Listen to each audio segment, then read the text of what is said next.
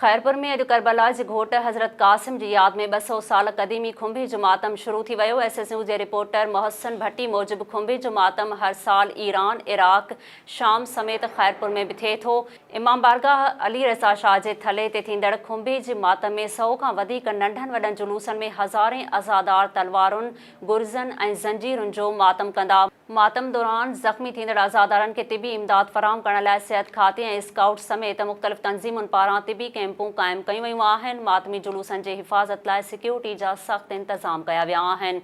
Police ऐं rangers जी वॾी नफ़री जुलूसनि जे रूटनि ते मुक़ररु करण सां गॾु दाख़िली ऐं ख़ारिजी रस्तनि खे कंडेदार तारुनि सां सील कयो वियो आहे। डिप्टी कमिश्नर खैरपुर जे ऑफ़िस में क़ाइमु कयल मॉनिटरिंग सेल में CCTV कैमराउनि ज़रिए जुलूसनि जी मॉनिटरिंग कई पई वञे। नाज़रीन, नवां ख़बरूं ॿुधियूं, वधीक ख़बरुनि ऐं अपडेट्स जे लाइ ॾिसंदा रहो SS न्यूज़ वेब चैनल। असांजे चैनल खे लाइक ऐं सब्सक्राइब करणु न विसारींदा।